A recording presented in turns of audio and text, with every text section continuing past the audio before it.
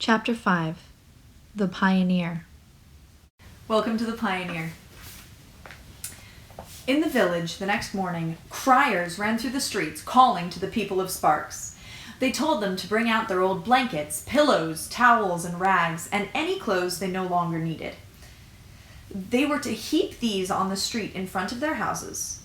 From the storehouse, people collected food, things that didn't need to be cooked, like apples from the fall prior, dried apricots and bread, and big hunks of cheese. Dune, who had gotten up at the first sign of light in the sky, watched these preparations with rising excitement. By midday, a caravan was moving southward out of the village. It was composed of strange vehicles that the villagers called truck wagons, or just trucks. They were made of rusty metal that had 4 fat black wheels. At the front was a boxy part, like a metal chest with a rounded top, and behind that was a higher box with 2 seats in it where the drivers sat. The back of the truck was flat. This was where the crates of supplies were loaded. Attached to each of these trucks by sturdy ropes were 2 big, squarish, muscular animals, by far the most enormous animals Dune had ever seen. They made snuffling noises, and sometimes a low sort of groan. What are they? Dune asked somebody walking near him. Oxen, the man answered. Like cows, you know, that milk comes from.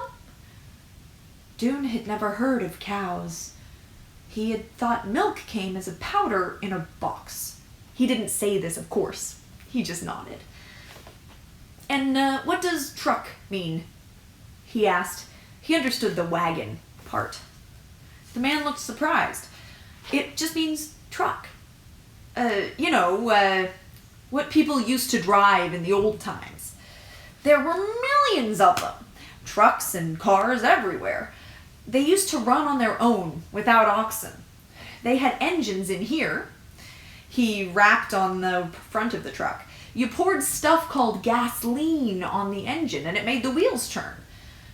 Now, since we don't have gasoline anymore, we take the engines out, and that makes the trucks light and easy to pull.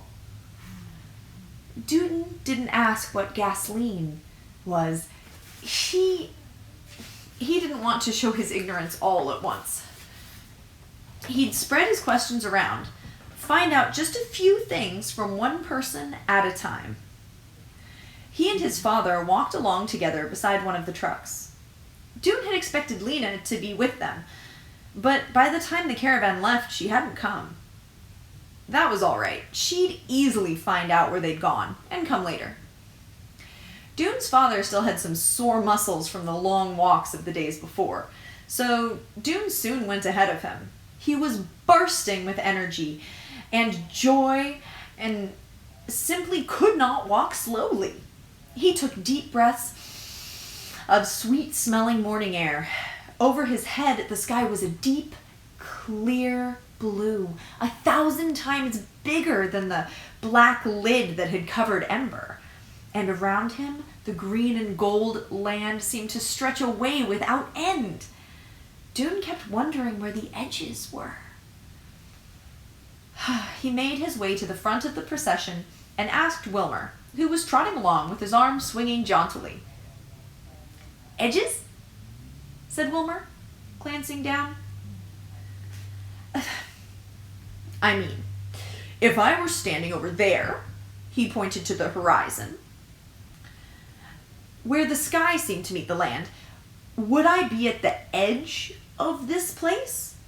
And what's beyond the edge? There is no edge, said Wilmer, looking at Dune as if he must have something wrong with him. The earth is a sphere, a huge round ball. If you kept going and going, you'd eventually come back to where you started. This nearly knocked the breath out of Dune. It was so strange and hard to comprehend. He thought at first that Wilmer was playing a joke on him, thinking, he was a fool. But Wilmer's expression was plainly puzzled, not sly. He must be telling the truth. There were a million mysteries here, Dune thought. He would explore them all. He would learn everything. That morning, he'd already learned the words sun, tree, wind, star, and bird. He'd learned dog, chicken, and bread. He had never in his life felt so good. He felt as huge as the land around him and as clear and bright as the air. No laboring in dank tunnels here, no running through dark streets to escape pursuit. Now he was out in the open, free. And he was powerful too, in a way he hadn't been before. He had done something remarkable. He had done something remarkable. He saved his people from their dying city. And, along with Lena, he would be known for that deed all his life. He gazed around at this new world full of life and beauty, and he felt proud to have brought his people here. The road passed the last houses of the village and ran along the river, which was wide and slow, with grasses bending along its banks. The trucks rattled. Clouds of dust billowed from their wheels. All around Dune rose a babble of voices as people pointed things out in tones of astonishment. Look! Something white floating in the sky. Did you see that little animal with the big tail? Did you feel that? The air is moving. Children darted every which way, daring each other to touch the broad sides of the oxen, plucking blossoms from the brambles at the edge of the road, jumping onto the trucks for a quick ride until they were shooed off again. And the sun shone down on everyone. The people of Ember loved the strange feeling of heat on the top of their heads. They put their hands up often to touch their warm hair. The road went up a gentle rise and around a clump of trees. "Here we are," cried Wilmer, sweeping his arm out proudly. "The Pioneer Hotel."